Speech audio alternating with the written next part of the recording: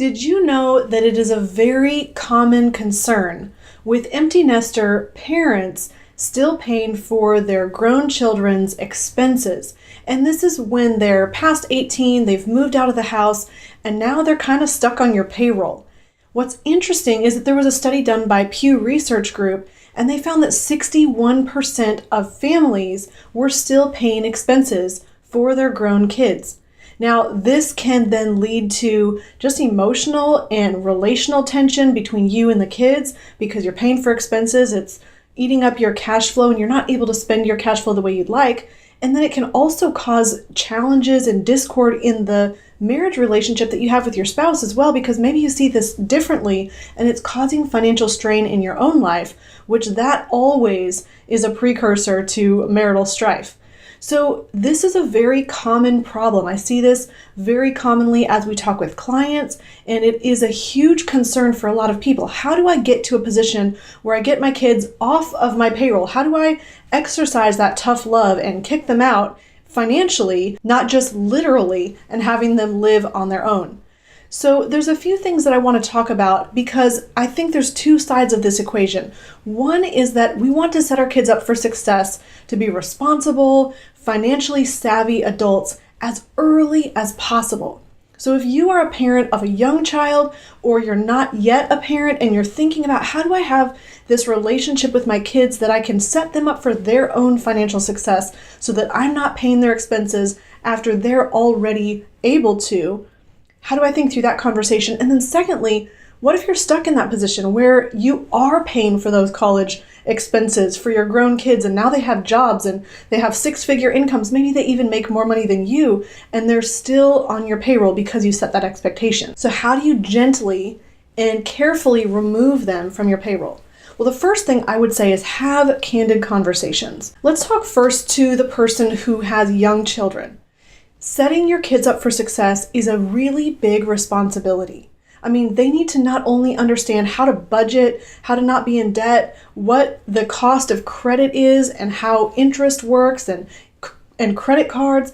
They need to understand how to make money in the first place.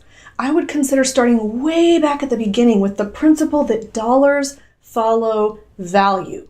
So if they want more money, don't think about what they can't have in life, but figure out a way how to create it. And that can really come down to having an honest conversation with your kids about what they're interested in and what the world needs so that they can find a way to provide value to people. And then it's helping them understand what are the responsibilities of living an adult life. Part of what I do is I help my 7-year-old daughter to be able to see some of the expenses that we have in our family and help set up parameters around some of those variable expenses that we can make decisions on, things like how we're going to spend our fun money during that month. And so we involve her in the conversation. Another great tool is the cash flow game.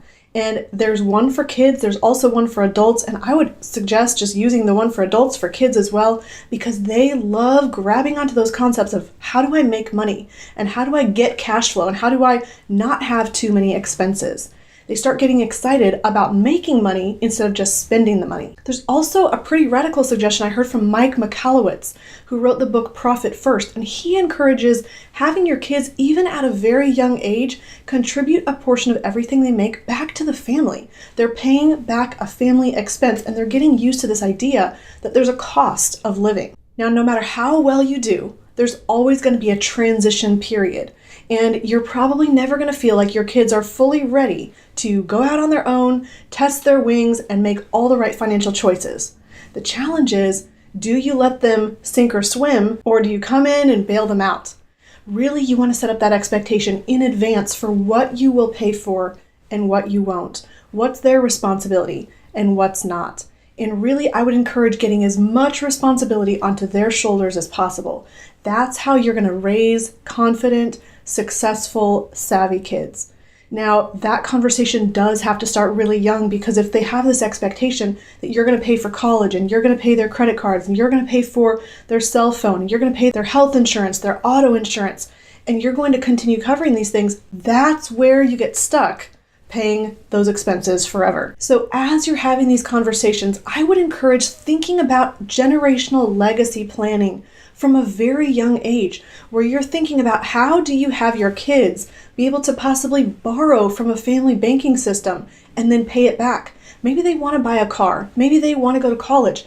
Don't just give them that money. Instead of giving them the fish and feeding them for the day, teach them how to fish so that you can feed them for life. Make them understand that there's a cost of capital and that they're going to have to pay back the family banking system.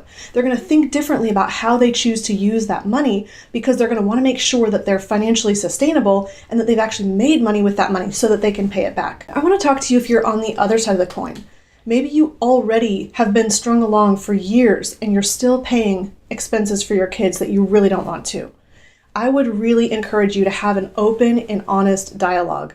Now, some people are afraid that they're going to mess up the family relationships and they're going to really cause problems in their relationship with their kids. I mean, money is such an emotional topic. The way that we make decisions really goes all the way back to our personality and relationship dynamics and how we feel about ourselves and our value system and what we might have decided 10 years ago that felt easiest in the moment that now is turning into a monster.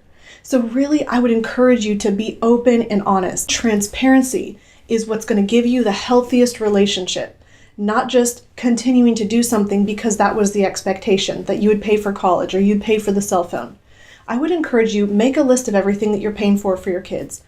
Whatever that includes, have an honest dialogue with them. Transition those expenses to them as soon as possible. As soon as they have a job or they have a business or they have a way that they have a source of income, make sure that they then take on the responsibility for their financial expenses.